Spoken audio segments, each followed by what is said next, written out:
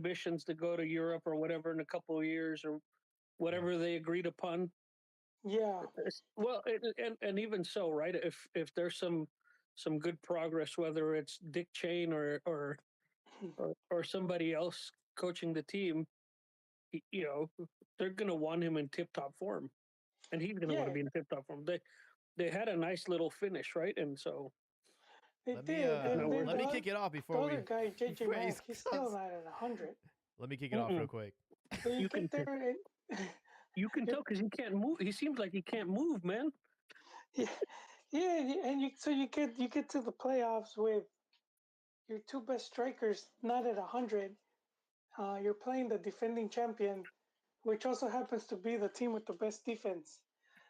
I'm like, damn, dude, come on. Yeah, Uh, they lost by 1 goal. They lost 2-1 and then 1-1. It's yeah. not like the team got washed. It's not like they got humiliated. It's No, not like no, they got played out of the park. I've no. seen some comments that they should have just gone like all out, like Oh, because they were saying, "Oh, well, you already lost. You could have risked more," and there's truth to that. Um, but at the same time, like if you stay conservative the way they did and they just lost by the minimum difference, it's easier to like bounce back from that I just than realized if, I was on mute the whole time. oh, were you talking? Ah, yeah. Yeah, Let me. we have Jaime over there mentándonos la madre. He's I'm like, over fuck these here dudes, like man. I'm like save it for the pod, and I'm like these guys are keep going. But let me kick it off real quick, and then we'll get back on the I'm conversation. asking questions. We're not. And he's like, fuck these dudes, man. All right.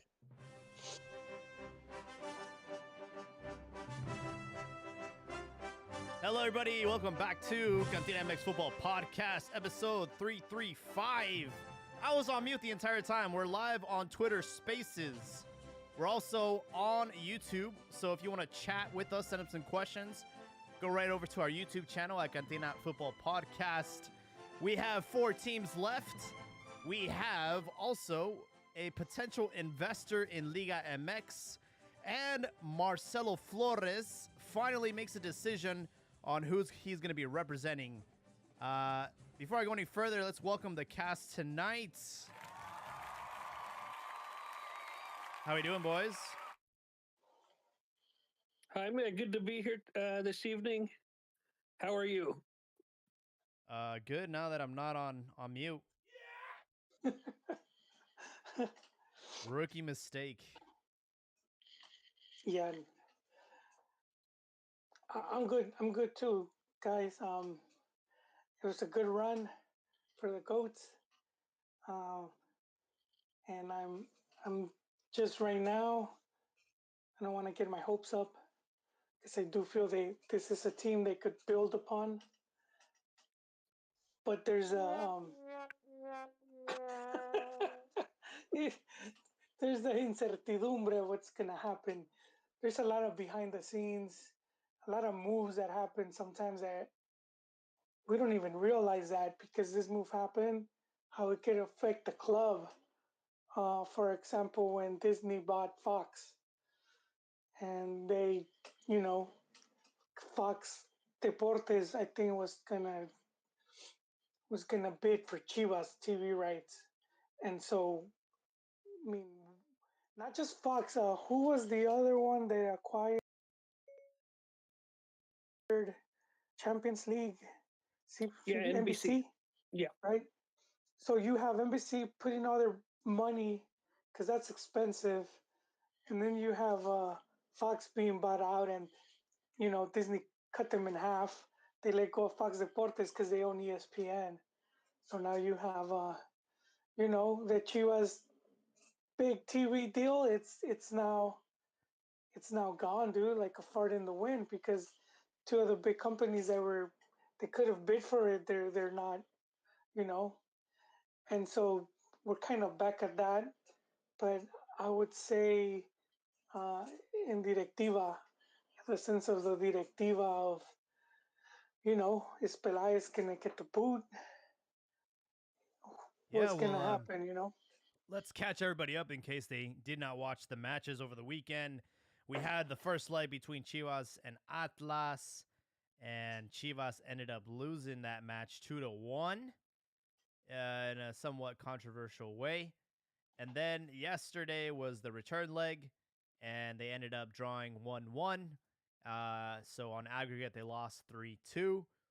And, it really seemed like a different clash between the two teams. You had Guadalajara, who were at times looking like the better side, but just really poor on the finishing. And that ended up hurting them in the end. I think like Piojo Alvarado had a few chances, especially like 20 seconds into the first match. He should have put that away, and it ended up costing us. And you had Atlas, who really just took advantage of the situation, took advantage of the defense, exposed Dick Chain and our 5-game winning streak, and just put it to a halt. I don't know, Jaime. I'm gonna have to challenge your take on the whole exposed. Atlas is the better team, you know, and just besting them. I wouldn't say exposed in the fact that they were without, like, you leave that team without a chance to even tie or beat you. And in that second game, Chivas hit the post twice, you know, and the game did ended up in a draw. I do think under different circumstances, who knows? I mean, because we did see the team get there with two of their best players not at 100%. So I do feel like, and I have to say this because this was like his, Lord Chain's big test, at least that he's going to get judged on this Liguilla game against Atlas. Um, you know, America just confirmed. They just handed over the hot seat to Ortiz. He, of course, did manage to make it to the semis. Yeah. I mean, on the other things, America did things well. Puebla put up a good fight. First match was 3-2, but the return leg was just too much for Puebla, and America go through. And in fact, what's interesting is all the top 4 teams made it through, which goes to show that, regular season form ended up being a factor in all 4 matches. We also had, Tigres get through at a very, very tight game between Cruz Azul. Cruz Azul had the chance to win this one. They hit it off the post at the very last minute, and that ended up being the man of the match was that with that post. And Pachuca, even though San Luis put up a lot of fight, a lot of goals, they got through as well. So top 4 finish for the top 4 teams, and it's going to be between, I don't know, the best ones that finish regular in the season. I don't know who's going to win it, but congrats to America, and congrats to the coach securing a job. Yeah, and I think since we're talking about coaches, Piojo, another semifinal. He was, he's been critiqued a lot, and he was not at the game because he had been thrown out in the previous match. Yeah. he must have said something like really flagrant because it was a foul and the referee was going to go to VAR to like make a decision on it. And he hadn't made the decision yet, but he already went off on the referee just for going to VAR. I'm like, "Damn, bro, like you don't even know the outcome of the decision. You already like got a red card. Like what the hell?" That's Piojo for you, right? Can't keep himself in check, right? But at the end of the day, his team did just enough to get through. I think we kind of had an inkling that this would happen just because Cruz Azul hasn't had the firepower. But regardless of whether Piojo was on the bench or not, his team's always pretty well prepared. And like Joel said, he at the very least gets his teams over to the semifinals. He's a damn good coach. Yeah, and they rarely, you're gonna see his team get washed. You're not gonna see them get this far and then just get completely obliterated. Um, so I still don't think I still don't think he gets credit. A lot of people just see him as a cheerleader. They say all he does is motivate, but I would say it takes more than that to remain as consistent as he has been for the past. I don't know what is it, maybe 8 years. Maybe I'm just going off the top of my head, but A and little even longer than that, Joel. 10. Would you say 10? Probably 10. Yeah. Yeah, and not many coaches can do that. That they could stay that relevant, and not just stay uh, but winning. Because he wins titles as well.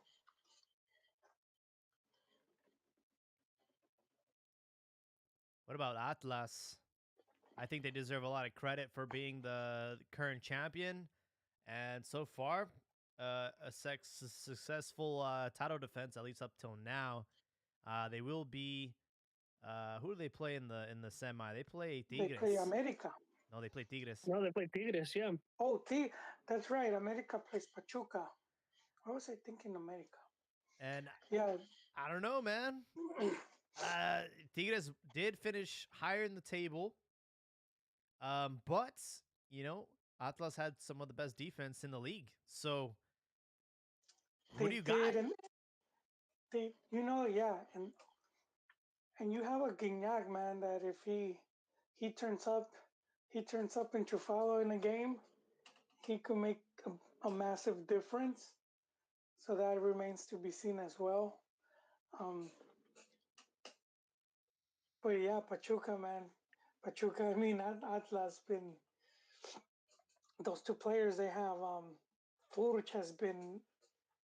He's just been massive for a long time now since he was at Santos. He's been just one of those players that he delivers more often than not. They got that guy Quinones. Oh, that guy's a nightmare. That's the speedster, right? Yeah, that guy's yeah, fast. dude, like on a motorcycle, and he makes our defense look so slow, man. I was just like, it looked like men versus boys. That shit was a joke, man. That looked like the three of us were playing in the back line, man. Shout out to Sanchito. Sanchito texted me during the first leg, and he's like, "Bro, they look so fast. They're making us look really slow." I'm like, "Yep, yeah." Yeah, and it's only like two dudes. What's the other guy? I can't remember the other guy's name. What are they? Ecuadorian? What are these yeah, guys? They're from Ecuador. Yeah. Well, at least one of them is from Ecuador. Yeah, man, those guys were at another level, man. Quinones is from Colombia. Okay. Same flag, dude. Tomato, dude. That's racist. It looks the same to me. Anibal Chala is from Ecuador. Oh, there you go. See, we're close enough, dude. And Jeremy Marquez is Mexican. Yeah, no, I knew that, dude. I mean, the other two guys, man. Yeah, I was like, sorry, I'll be honest, I didn't watch the second leg. Why was Jimenez subbed out at halftime, the goalkeeper for Chivas? Got injured. Oh, okay. I think he pulled a muscle or something, because you don't see it. After they blow the whistle, he just drops to the floor. And yeah, because I thought Godinho was erased from the team, and then I was able to watch like highlights and how like in the second half he was the goalkeeper. Like, whoa, what happened here? I thought we kicked him to the curb. Yeah, no, not yet. We have Godinho, who is going to be a free agent, and Pumas also announced that Talavera will not be staying at Pumas. It looks like a switch. I could see Pumas going after Godinho, and then Tala returning. Why would they do a downgrade? That makes no sense. Because they don't like to waste money. What I think is interesting. I mean, not waste, spend. I should say spend. What I thought was interesting is like they both had a different story of what happened. You know, Puma said that they made a huge effort to try and renegotiate his contract, and Godinho said that it was not the case. So it's I don't know. I feel like there was a little bit of like I mean Yeah, Talavera was like, yeah, it's not. They made an effort in the beginning, but then they kind of forgot about me and they didn't want to pay me. And no, I believe Tala because he's 40 and not that many teams were going to offer him at least a favorable contract. Yeah, I could see them wanting to cut his pay Yeah.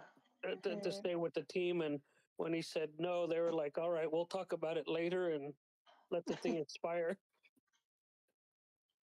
yeah, And and of if course, Gudiño, if they do go after Gudiño, his career's on a bit of a slide there, so he's going to cost less. yeah, exactly, man, exactly. I bet you Talavera was trying to negotiate some Musil in his contract, and they're like, nope, you're gonna have to get that on your own. Yeah, well, I mean, I think Chivas could use an experienced keeper. Um, I would Absolutely. love to have him. I would love to have him back. Um, he doesn't have to be the starter, but if he's the better player, then so be it. Um, I think experience did play a factor in that matchup between Atlas, if I'm being completely honest. Jimenez left a little bit left to be desired, especially on that first goal in the first game. You know, it's just like the lack of experience there. And I think on one of the other goals, it was his clearance that caused the issue. So experience does play a factor, and I don't think Chivas have had an experienced goalkeeper since Cota. So it's time that Chivas reinforce the what is one of the most important positions on the field, and that's the goalkeeper. Whether it's Talavera or somebody else, I don't know, but it makes the most logical sense. well, yeah, and a good keeper, not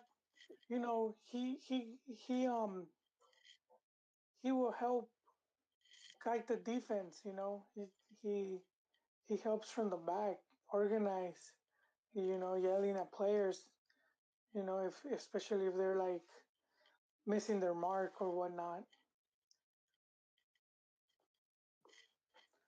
So with these matchups, guys, who do you have? Atlas Tigres? Man, that's a good one.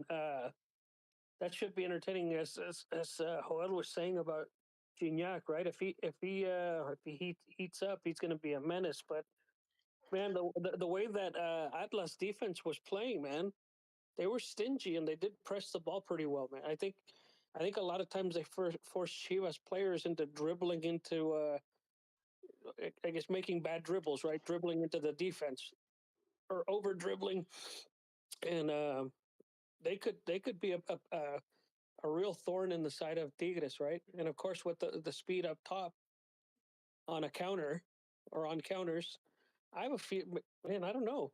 I'm liking. I'm kind of liking Atlas for this matchup, man. Yeah, I wouldn't be surprised. With Yeah, me, it certainly wouldn't be surprising for sure. They are the champions. Hmm. And I think Tigres, I'll be honest, towards the end of that Cruz Azul game, they did not look good. No, they didn't. They weren't looking too sturdy there at the end, and uh, yeah, there were some things that I liked about Atlas. Not the, of course, not the killing of time, but some of the other stuff was, defensively and their counter strikes were pretty solid. Made Atlas, your legs tremble a little bit.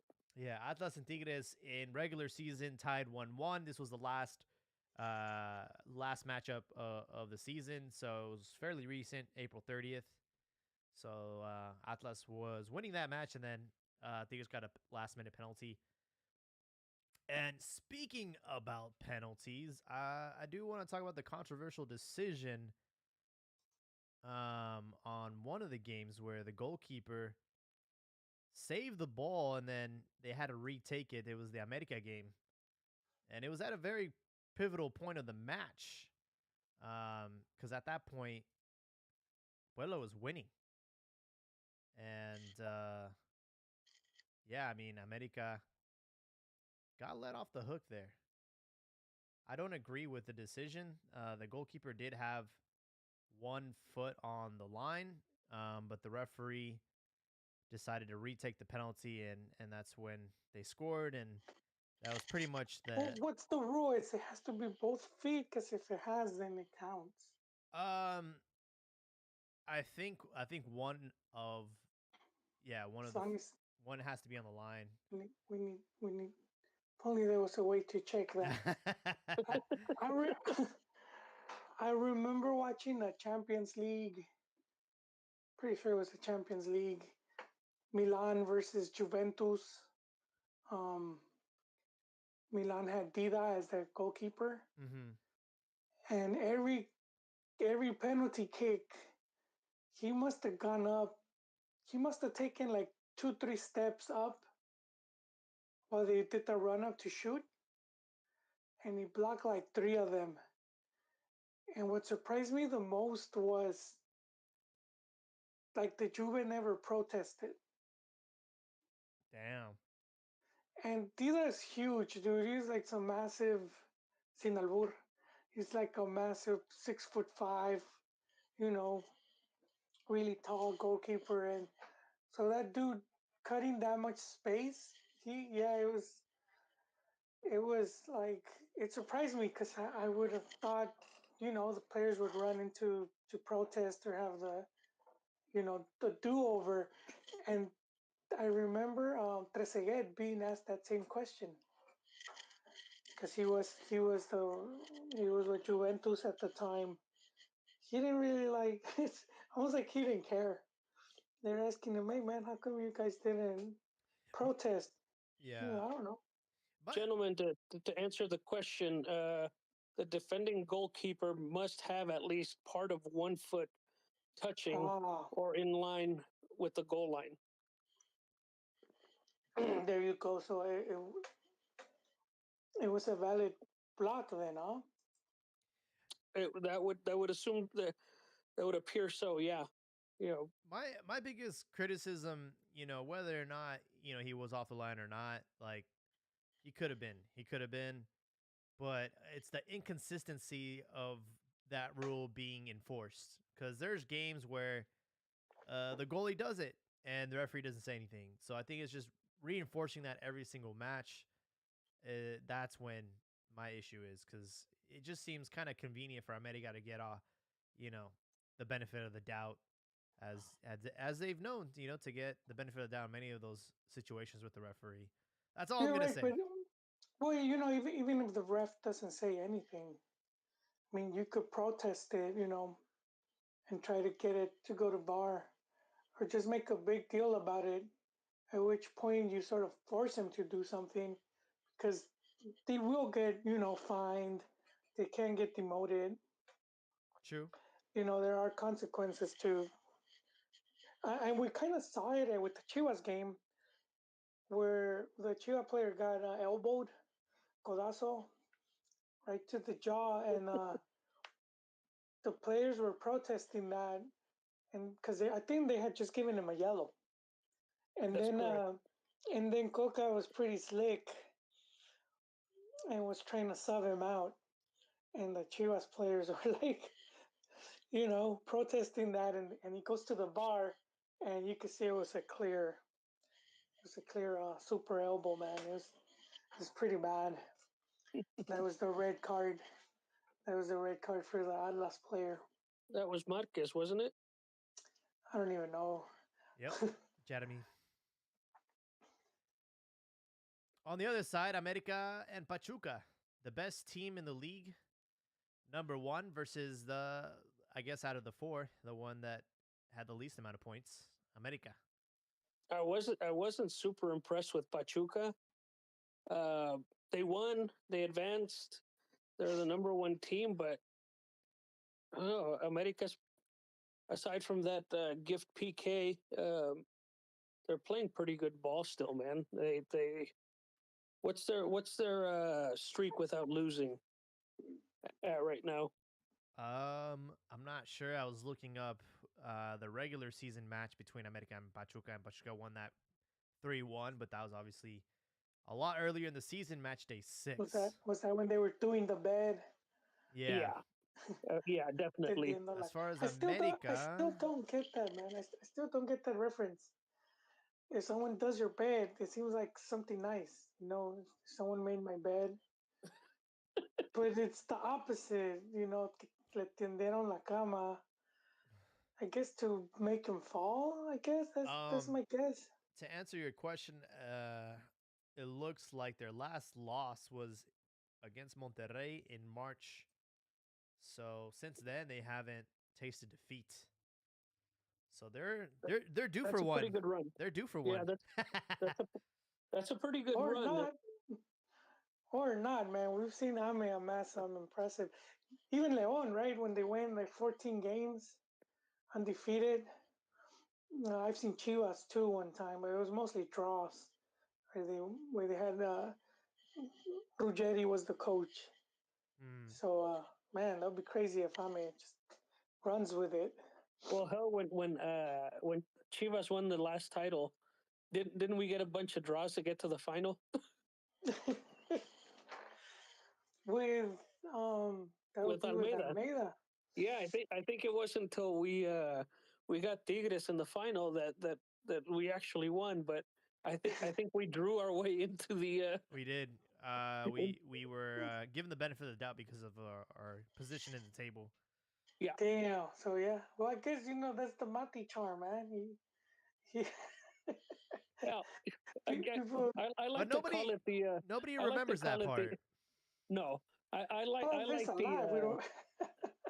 I call it the Rey Midas touch right there. The Remidas touch for Yeah, Mati, just or what? for Mati. Yeah, he used what's his name, Vucetich's way, which is figure out how to get through the next round and then finally win it. Oh, But yeah. no, for that game,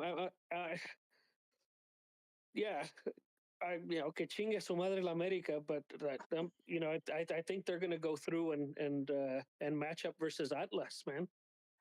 Yeah. Well, I know it might be seen as heretic. I actually, cause I was complaining for a couple seasons now the lack of Mexican coaches. So I'm glad to see someone like wait, is he Mexican? 'Cause they're calling him El Tan Ortiz.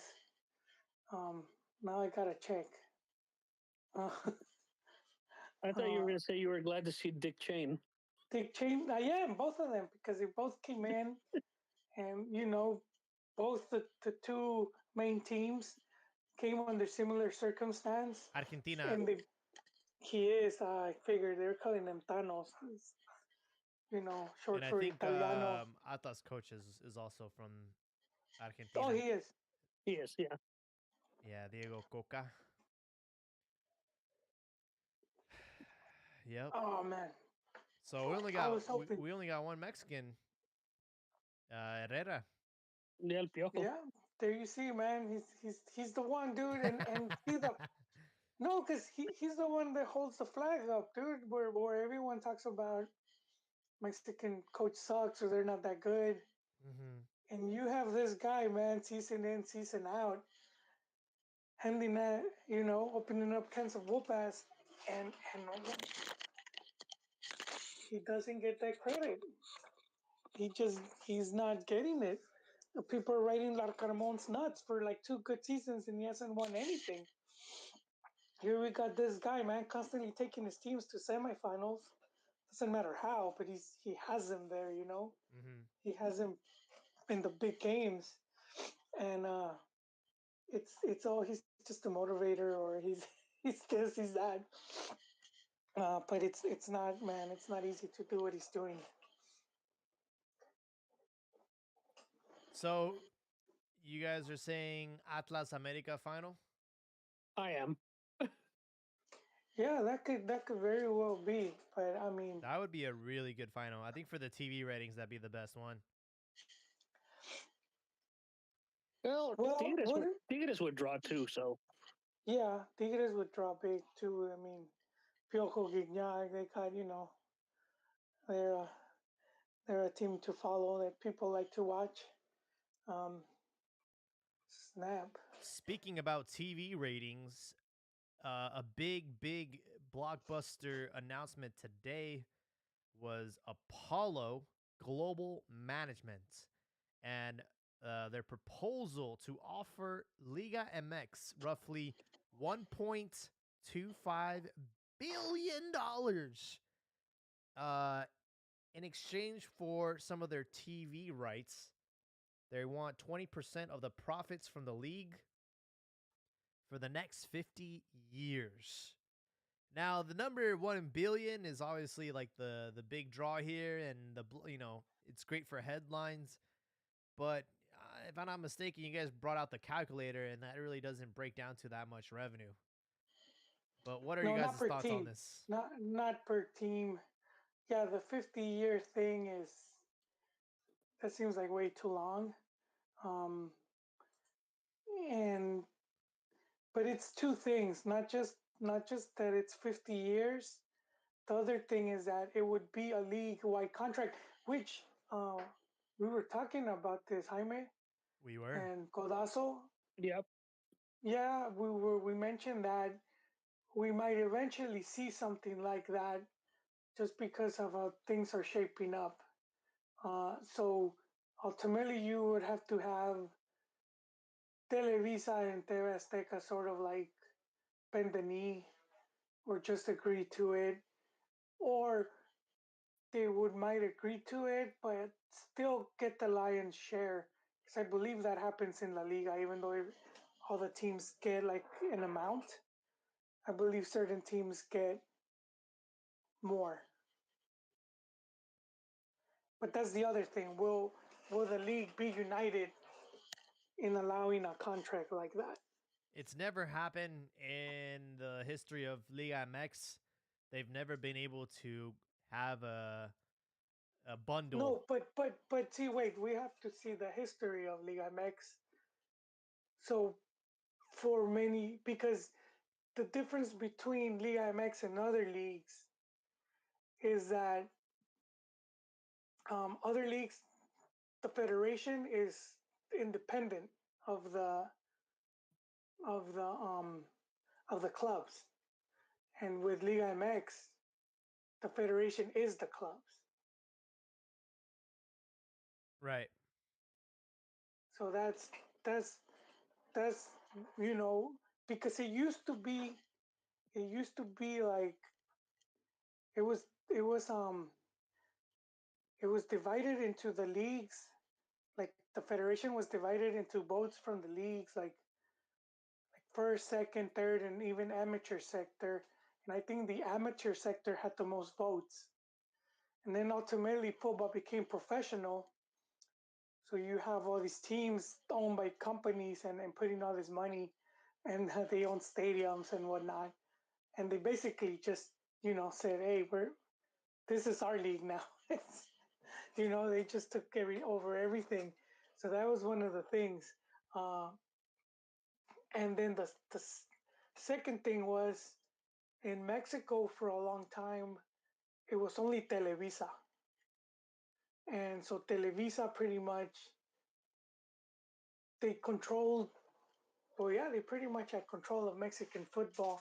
And then the way the broadcasting worked, which changed because they used to go to Pumas and be like, we'll give you so much to show this game. That's kind of how it was.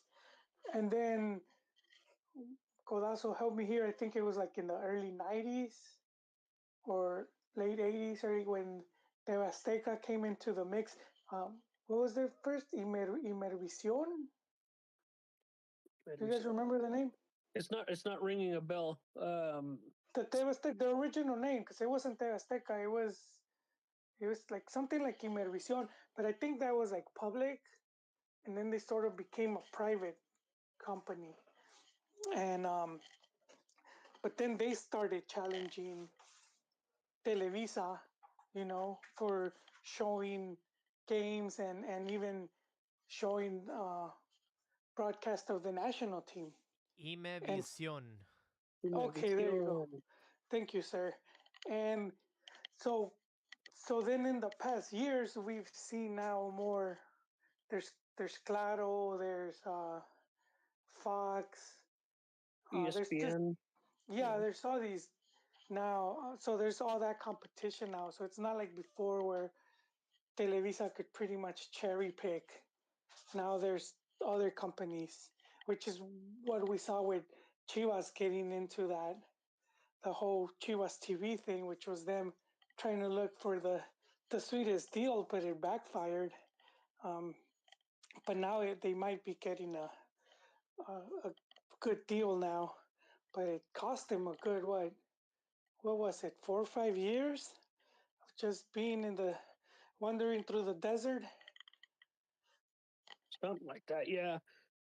I don't think the idea to have that the Chivas app was a bad idea. I think the problem was they didn't have the right people developing that thing, man. No, Like you said, the lack of programming was just if you put good programming and the games on there, yeah, uh, but see, in Mexico, we're talking about like so Mexico market. So for the Mexico market, it was gonna be a bad deal.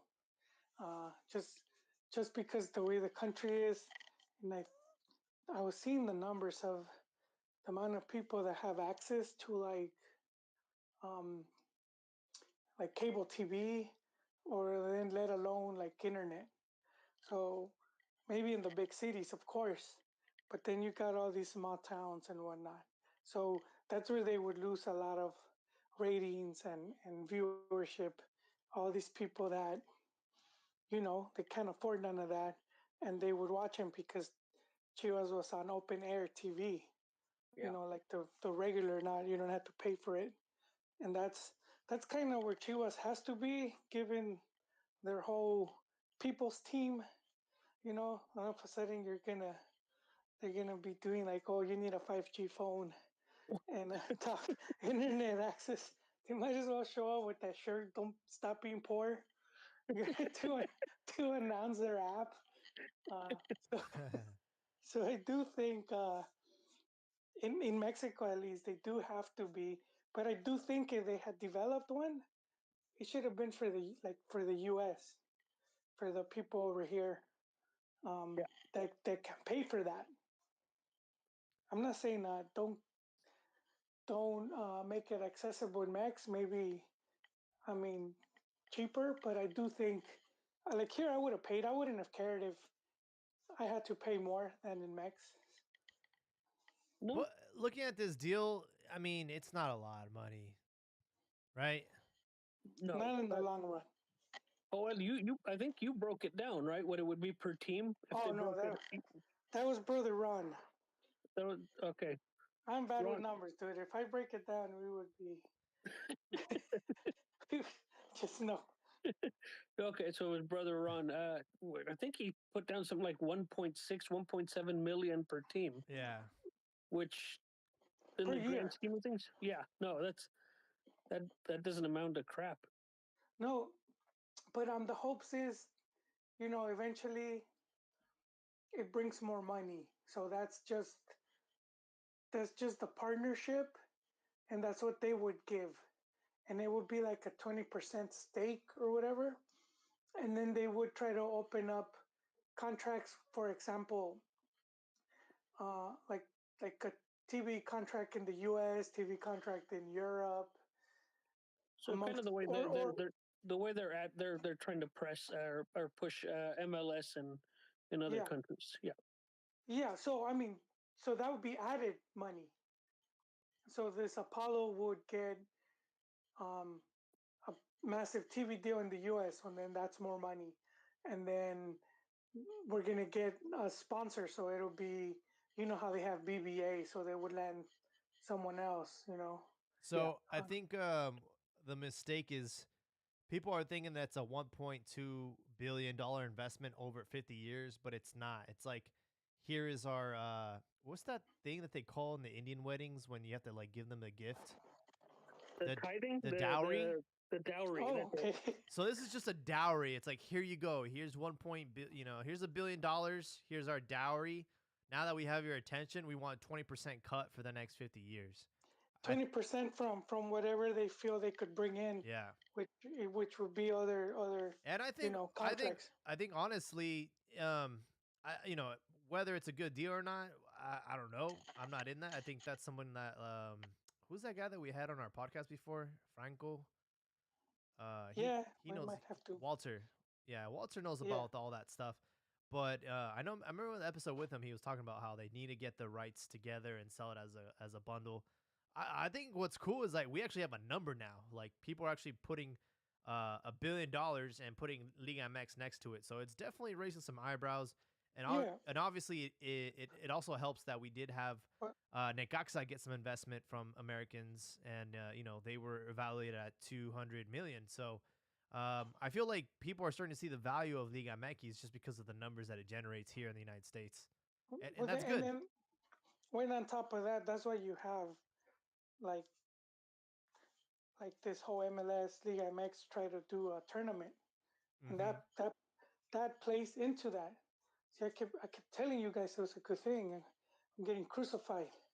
I was getting crucified, and I kept saying, "Dude, there's money there, man. There's a lot of money to be made. You guys are blind, man. Hey, Like I don't jump in on that, man. I just sit back for the comadreada, man. I'm like, hey, dude, not in the pot. I would get attacked because I'm like, look, how do you see a team like Lobos Buap in first division, and then they'll sell the franchise for like 2 million or whatever, and you have franchises here in the U.S. when they're gonna a team, and they're going for you know, I think LAFC went for like 100 million or 100 something. It's insane amount of money. Um, so it's like, dude, they're doing a tournament. There's money here. You're just not just because you don't like the teams. I get it, but ultimately, you need money to compete. You need money to keep your team, to invest in the players and the and everything. Um, but yeah, there's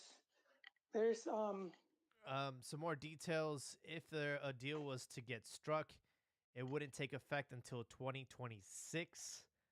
And Apollo, for people that don't know them, they do have a really good track record. They turned the 76ers from a franchise valued at 260 million to 2.6 billion in just 10 years. So they have a proven track record. they do. And then, so it might seem like a long time, but that's only 2 years after the World Cup Right. being hosted in the US. That's another thing to keep in mind because then you have to see um, will it help the sport grow in this country?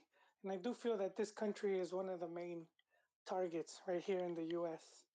I do think that's one of the big draws for Mex. Are you referring to the fan base or Yeah, the just fan base. No, the fan base. Uh, and we've seen it. Like we saw this. They started doing this like Euro tours, right? You had Chivas playing against Atletico and Porto and a Barca? couple other Yeah. teams they had no business playing with. What was it when Boy was the coach? Toluca is playing Bayer Leverkusen tomorrow. Okay. Huh? With or without Nacho? I don't know. Is he still the coach? I don't know. I didn't hear anything. I don't think they'll cut the cord on him that quickly. They're gonna give him. All right. Well, that's They'll good give to know. they'll give him the next tournament, I think. He gets next or half. So okay, so Apollo has that track record. Uh, so so what you're saying then is the deal has some potential. Oh yeah. I mean, I think it's just the fact that we're even having this conversation is great. That they have an offer, and I think they just see the potential. Like they see that they're probably completely unbiased because they don't really know much about soccer, but like the fact that they see the numbers. Jaime, I wouldn't say they don't know much. I If mean, they're throwing that type of cash, they have people that know what's up. You know, yeah. they're gonna have I some. maybe specify Liga MX. They don't really know Liga MX that well, but I'm sure they're seeing the numbers like, yo, these guys are outperforming like Premier League matches and Yeah. probably some baseball games, probably some NBA games, some NFL games. They might be doing more numbers than that. So obviously they're catching people's attention, and I think this is good. If they could get the collective rights together, that'd be awesome because people outside of North America, I think they deserve to see Liga MX, especially now. Now that they're in Liguilla, you got 4 teams, a lot of drama going on. You got a coach that looks like Barney Rubble, no neck. Again, I mean, it's just a lot of entertainment, man. It really is that part of Liga MX is what makes it so unique is the entertainment part and the unpredictability of it. Um, so yeah, I'm excited for that. What's really exciting though is we finally got a decision from Marcelo Flores. He said today that he loves Canada, he loves England, but he is going to choose Mexico and represent Mexico for his entire career. How do we feel about this kid, Marcelo Flores, finally making a decision? Well, I defer to you to start if you'd like. Oh, okay. I'll go quick. I thought it was a no-brainer, at least for him.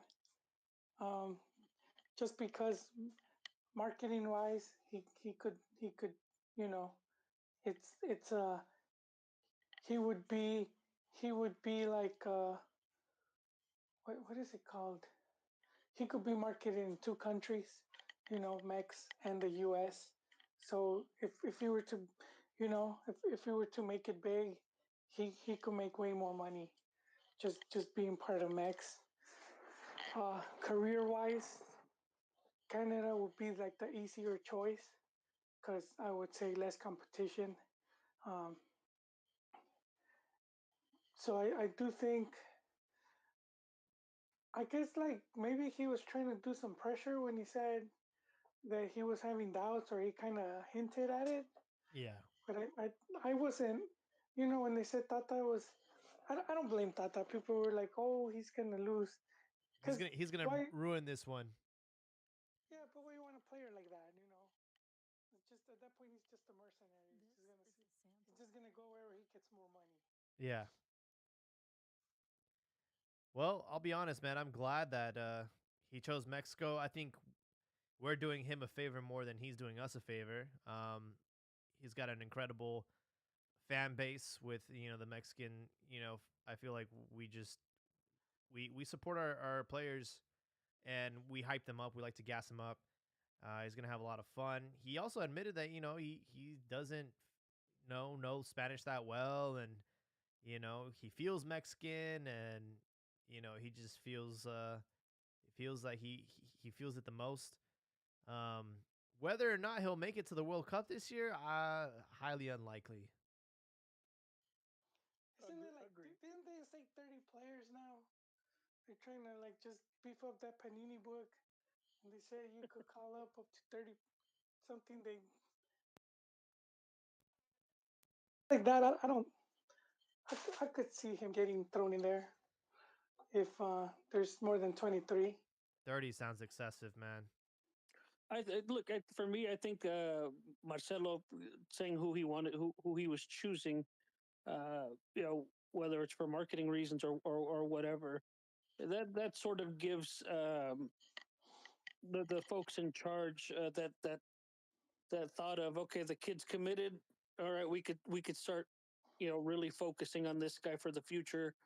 Um, I agree with Jaime that he's likely not to go to the World Cup. But for me personally, I don't care whether he's the 22nd, 26th, 30th player on the roster and they take him to the World Cup to sit there. Nobody ever plays that 22nd player.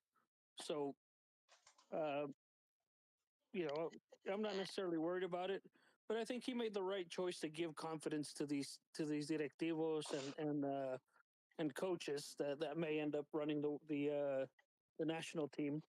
Yep. That he's committing to this, right? And again, it sounds like he's developing well enough to where he's gotten a couple call-ups for the main team in Arsenal, right? So, let the kid develop, and let's see what he does in a couple years. I will tell Wait, you, really Canadians quick, because are you said really nobody salty. plays that 22nd player or Well, 23rd. well, they Wait, do, no, but I know it's just but I was but when you're taking Chiquis Garcia and no, stuff like that, no, it reminded me of the Dutch team at the 20, I think was it 2014 World Cup, and Bengal used that one sub for the goalkeeper. Was that the third keeper? I And think it was. he just took him because he was like the PK expert, Yeah, and then he he subs him in right before PKs. yeah. I think that was. I think that was the yeah. I don't know if it was the second one, but I was like, "Who's this dude, man? That's a bossy move." Oh, But Canada's yeah, no, upset, I man. don't have an issue with if they. I mean, I thought years ago they should have when Jonathan Dos Santos was a youngster. I thought they probably should have taken him to go along for the ride. Oh, that was messed up. Taking, But yeah. you know, We have Al such is Pastor. Mexican football, man. Al Pastor has I a hot think take. I think it was I don't know where I read it because I forget, but I think it was Argentina that would take their under 23 with them to the. Of course, they weren't registered, but I think they would take them, and then that's who they would sometimes play scrimmages against. You know what? I think I did hear Training. that too. You hear, yeah, and I was like, damn, that's a man crazy. Imagine being in the youth and then 23, and then just kind of living through some of that, like seeing the pressure and some of that stuff, how all that is. Sort of when it's your turn, it's not new to you. You sort of seen how some of these players dealt with it. Good night. Sorry. Uh, Canada's upset. They're saying that, we're going to go farther than Mexico and he's making a huge mistake and we don't want him anyways. I'm on mute again. He did. He muted himself. Oh, sorry. I was going to say the Canadians are really upset right now. Yeah. Is there headlines about it? I haven't even followed up with that. They're basically saying good riddance. He took advantage of the grassroots program in Canada, and now he's gonna, use that to go and play for another country and screw us over. And that how, Canada's on the rise, and they're probably gonna get farther than Mexico, and he wasn't gonna make the team anyways. Blah blah blah blah blah. So they're all really upset. Well, welcome to globalized soccer. We do have Al Pastor. Let's see what he has to say about this.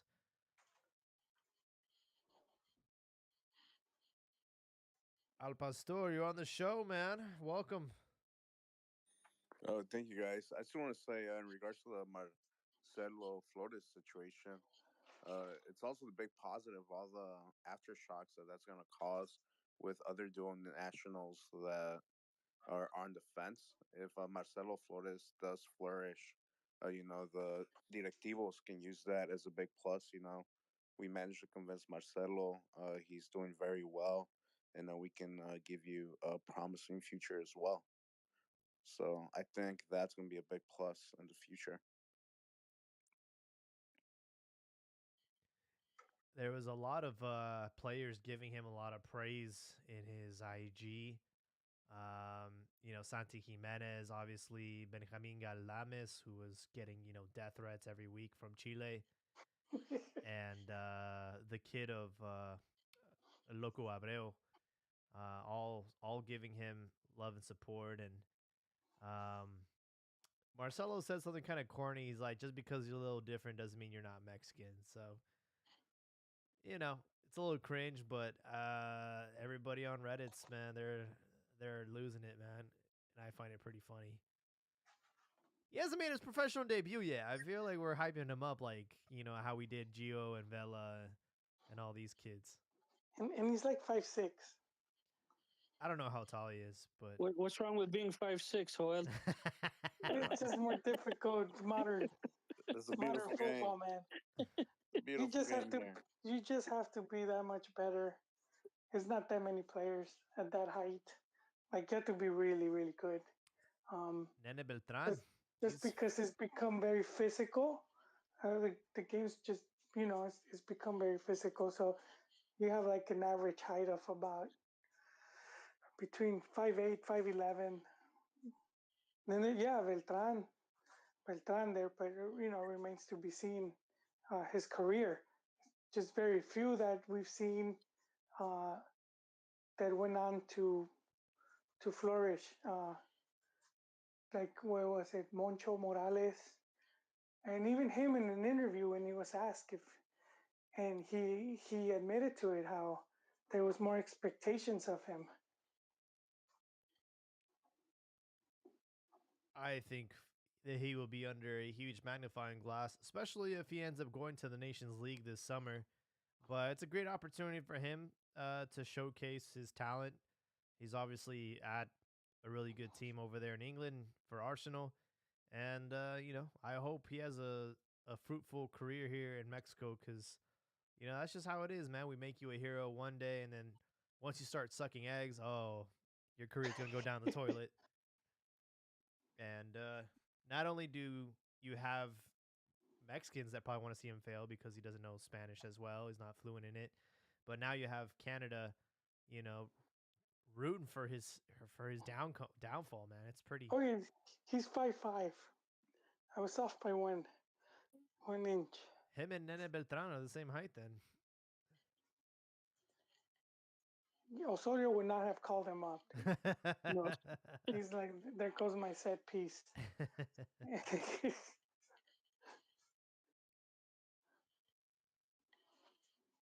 Well, there we have it, folks. The three big topics we're going to talk about tonight. There's a rumor that is starting to pick up steam. I know we talked about Mesut also in the past, but it seems like his move to Necaxa is all but confirmed. No. For those that don't know, Mesut also does have a stake in the club. He is one of the investors. So for him going to Necaxa, I mean, that would be just a smart marketing move on his end. That's undercover boss right there. No, I swear to God, like, as if they know he's the boss. He's gonna come in and like everybody's gonna be 100% professional because it's also his investment they're playing with. Yeah, imagine does the coach tell him what to do? Yeah. He subs himself in or out. Well, not necessarily that, but somebody's like not being professional to the full extent, or they're out partying and stuff, or if he notices even at the youth level, the coaches are not up to standard. Any little details like that. With the partying, they might hate him then, unless he's like paying for the squirts. He's like, those masajes on me, dude. If we win.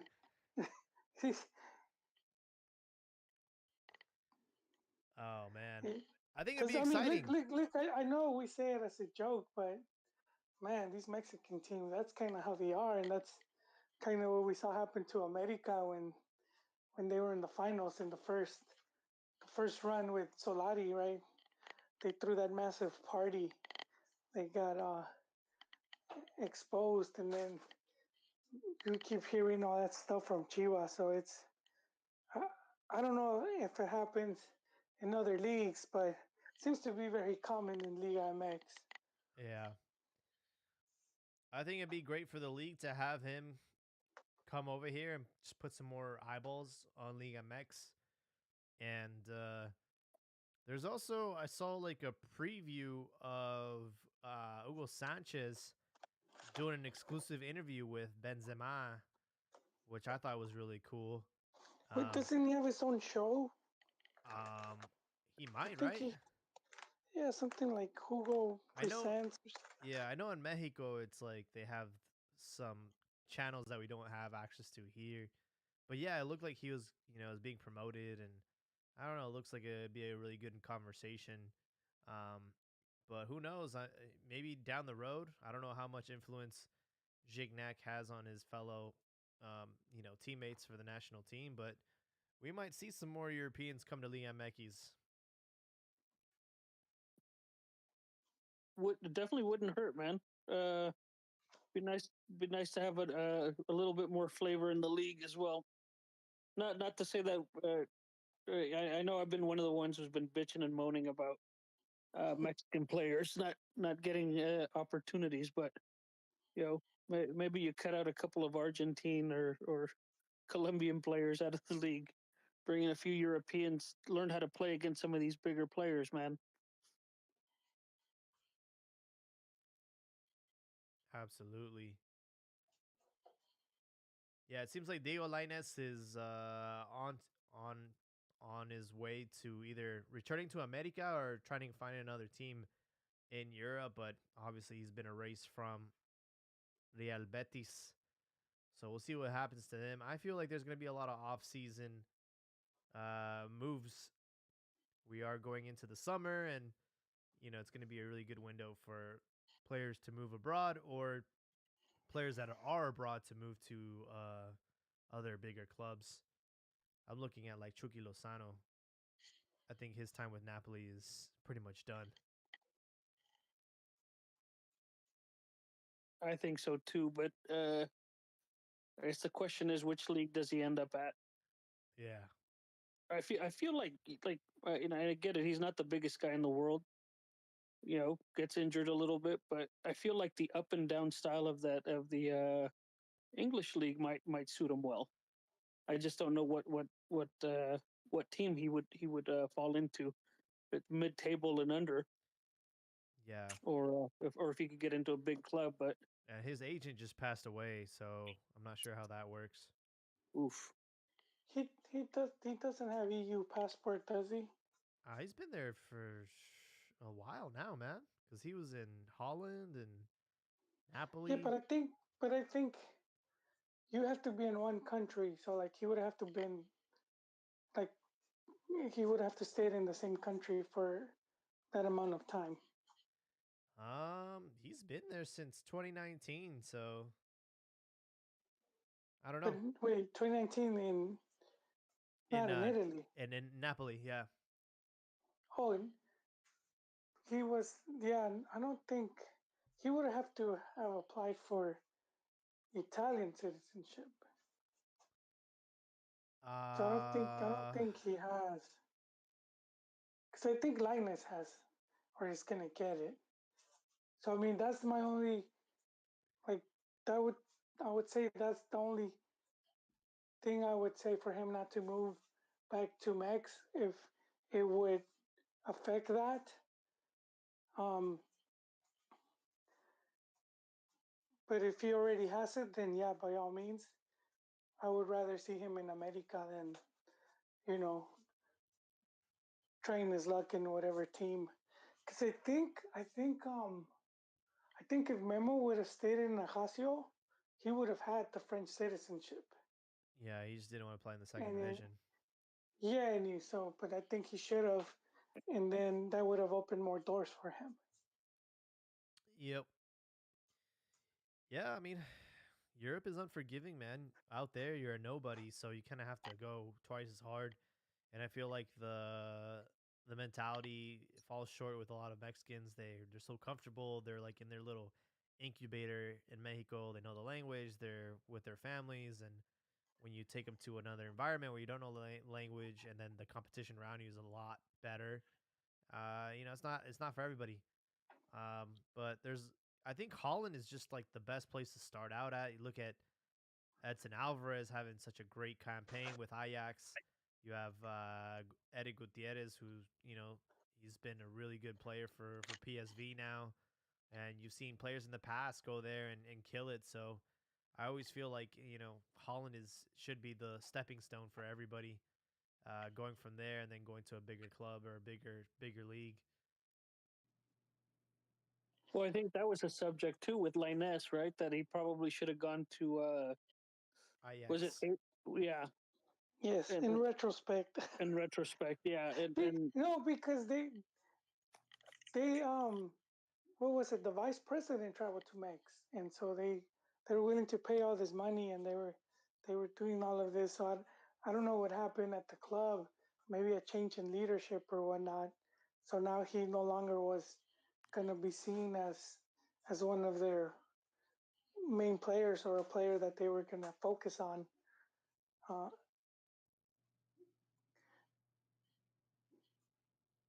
Yeah.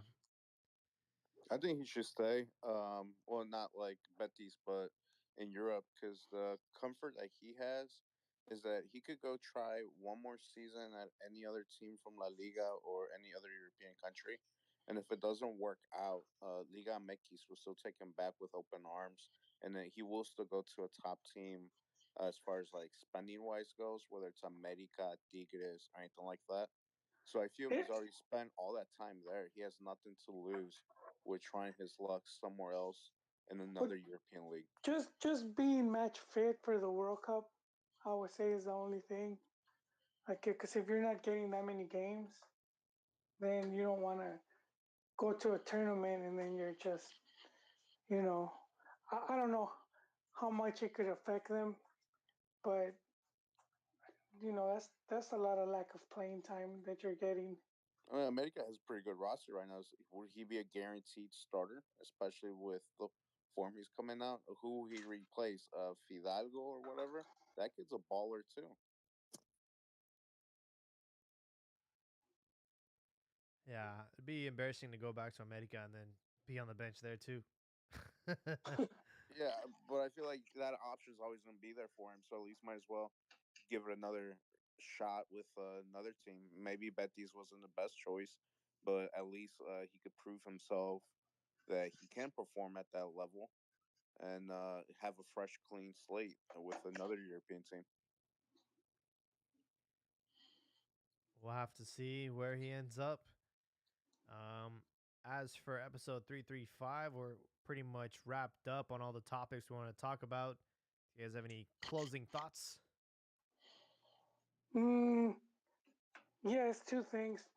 Let's see what happens with this Apollo deal, um, and then if that's like the first, hopefully it's not just the only, but there could be other similar deals, and we could see a big change in the way Liga MX operates, um, and hopefully improving, becoming more competitive and having stronger players. And then, as a Chillermano, uh, just see what's gonna happen with the club because it's, you know, who knows how the board or the ownership is gonna react. Yeah, I think yeah, I'm kind of leaving with that thought as well. I've been thinking about that a little bit, and I still haven't been able to wrap my head around what Chivas should do. Right, whether keep the coach, keep Pelais. There's a lot of uncertainty going into this short off season because if I remember correctly, I guess the next season starts a little bit sooner because of Qatar, right? But Yes, sir. um, yeah, a lot of uncertainty. So it's going to be an interesting short off season for us Chivas fans. And as far as the games this coming weekend, I'm going to stand by what I said, and I think with Pachuca not impressing me at all, I think America goes through, and I think in a good, really good series here, I think Atlas gets past Joel's Tigres.